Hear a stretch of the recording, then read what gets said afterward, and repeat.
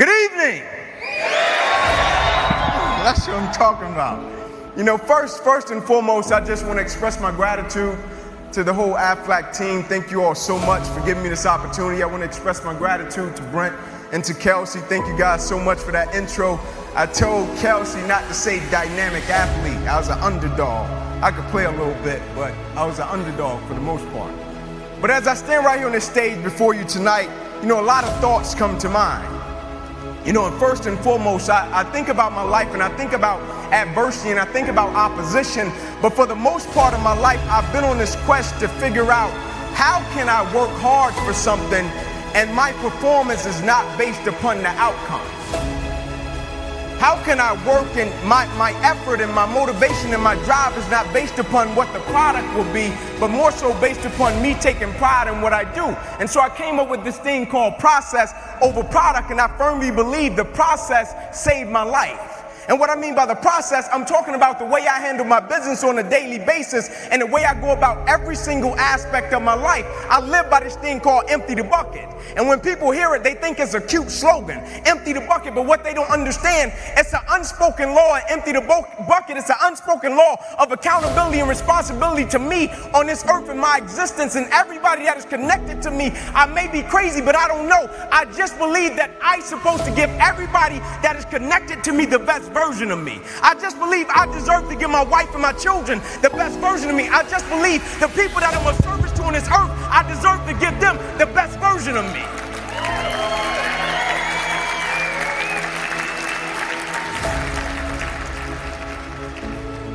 You see, the thing about chasing a product and what the product is money. The product is a house, the product is a car. The thing about chasing a product, the product can always change. And if your performance is always based upon the product, what happens when the products change and you don't take pride in what you do? But the thing about loving the process, everybody wants the prize, but nobody loves the process. Everybody wants to be a champion, but nobody's willing to put in the work that it takes to be a champion. Everybody wants to hold up the trophy and say, man, I did it, but nobody's willing to put in the work that it takes to do it. I love the process. I love the thought of working for what I want. And I firmly believe you're never supposed to wish for it more than you're willing to work for it. Your expectations never supposed to exceed your effort. But a lot of people, they wish, and they're not willing to work. And the great thing about life has a funny way of testing all of us and seeing how bad we really want what it is that we say we want. Because the thing I know about people can talk the talk. And people do it very well. But life is going to hit you with a certain level of opposition. Life is going to hit you with a certain level of adversity. And life is going to say to you, you said you wanted it, now let's see how bad you really want it. But the great thing about it, if you love the process, when opposition and adversity hits, you will have a way of embracing it and using it, not only for yourself, but you will use it to make everybody that's connected to you stronger, because your vision has to be larger than yourself. If everything that you do is just about you and for your personal gain, something's going to come up against you that's going to be a lot tougher than you. And if it's just about you, the moment you hit it, you're going to quit and give up every time.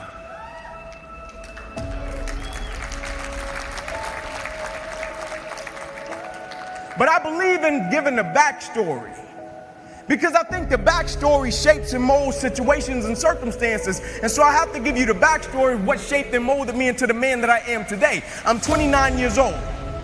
My mother got pregnant with me at 15 years old. I grew up on the east side of Atlanta, about 5 minutes away from where the Atlanta Braves play, in a neighborhood by the name of Kirkwood. Drugs, gangs, violence, you name it. And I came up in a 2-bedroom home, 14 people. And I used to sleep on the floor. My grandmother, Miss Inky Johnson, she used to come to us and she would say, one night out of the week, you all get the opportunity to sleep in the bed. And so when I got to sleep in the bed, it wasn't like I got the bed to myself and I was like, man, I got the bed to myself. It was 5 more of my cousins in the bed. And so we slept 3 to the foot and 3 at the head. And so as a kid, pretty quick, I had to make a decision of what I wanted to do with my life, because in that same house, I had 8 uncles, all 8 of which are still going in and out of prison till this day because they sold drugs and they were in gangs. And so I looked at it, and it's kind of like that quote that says, learn from the mistakes of other people because you can't make them all yourself. And so I saw them selling drugs, but I also saw the outcome. And so I said, I'm not selling drugs. I'm not joining a gang, because I see where that road leads to. Either I'm going to end up dead or in prison. I said, so my best bet may be to go to the NFL. And so I went to my cousin by the name of Taman. I said, listen, man, I want to go to the NFL. I feel our family deserves a better way of life. Let's work for it. I said, we're going to be patient. We're going to engage in consistent action. But a weird thing happened one night. You see, most nights after practice, everybody would leave to go home, and I always had to sit in the park because my mother worked at Wendy's. And my mother didn't get off work till about 10 o'clock, 10:30 most nights, and I would be sitting there in the park, and I loved it. I didn't want anybody to take me home because when I went home, I was sleeping on the floor with roaches and rats. And so anytime I got in solitude to dream, anytime I got in solitude to think about what I wanted to do for my family and my community, I took advantage of it. And so most nights, I'll be sitting there in the park, and I'll be looking up at the lights. And I'll be envisioning myself doing things in the NFL, envisioning myself doing things for my community. And just as the lights would always go out, my mother, she would pull up, and she used to drive an old Buick Regal. Hubcaps off the car, seats torn up, the car was all beat up. And she would pull up and she would put the car in park. And I would always hop up, I would run over to my mother, I would give her a hug and a kiss. And I would say, Mom, if you don't mind, can you please sit back in your car? I have to do some extra drills, I have to go to the NFL. She would never have to work another day in your life. And I knew she was tired. And every night my mother would say, sure, Inky, and she would sit back in that car. Those car lights would hit that field, and here you had a 7-year-old kid doing backpedaling drills, running sprints, running laps, chasing his dream to go to the NFL. And just beyond those car lights, I could always connect with my mother's eyes. And so it made me dig a little bit deeper. It made me push myself a little bit further. It made me work a little bit harder. I live by this thing called the harder you work, the harder it is to surrender. You see, the reason people quit, they don't take pride in what they do. The harder you work, the harder it is to surrender. And I'm not just talking about business. I'm talking about winning simultaneously in every aspect of life. I'm not concerned with a person that does well in one aspect of their life and they can hang their hat there and say, man, I made a lot of money. You made a lot of money. You're a public success, but you're a private failure.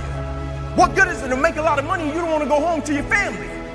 What good is it to make a lot of money and you don't take care of your kids? What good is it? You're a public success, but you're a private failure. And so how can we win simultaneously and take pride in everything that we do?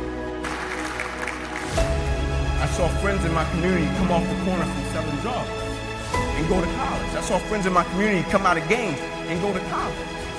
All because I shifted my mindset and it wasn't about me. I broke generational curses in my community because it wasn't just about me. I didn't care so much about me going to college. I wanted the ones coming behind me to get it. And I'll never forget, I went on an airplane, and my first time riding an airplane, I was a senior going to a football game, and I went in the restroom on the airplane, and as I was washing my hands, there was a sign on the wall.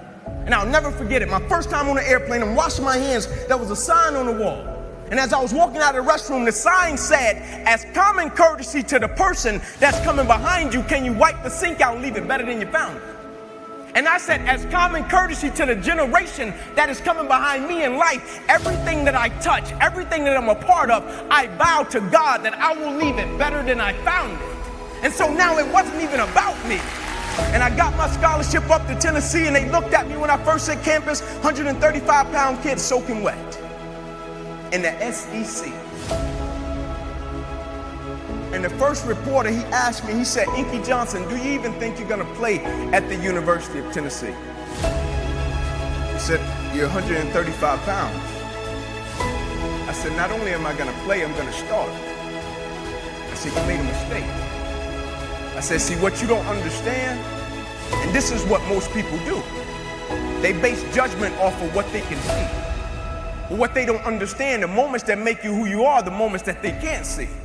You see, anybody can be on their best behavior when somebody is standing over their shoulder, watching them, seeing if they're going to do what they're supposed to do. But what that reporter didn't see, you see, he could see I came from Crim High School. He could see I was 135 pounds. He could see I was 5'9". He could see all of the stats. He could see all of that. But what he never saw was when I was in the park with my mother when I was 7 years old. She was sitting in that Buick Regal at 10:30 at night. What he didn't see was every Saturday morning at 5:30, I was up running 2 miles to a fire station and 2 miles back home. What he didn't see was every time I slept on that floor with roaches and rats with my cousins, I got up every morning, went to school, and never made one excuse. What he didn't see was on Christmas Eve when a guy came through me and my cousin's window, he stuck a 9mm and a 45 in both our face and took all of our Christmas gifts, and we had to stand on the curb, and our mother told us, y'all just be grateful.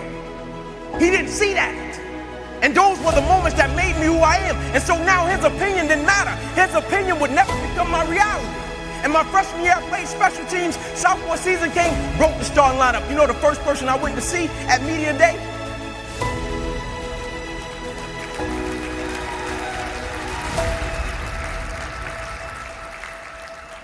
He quit. He was so embarrassed.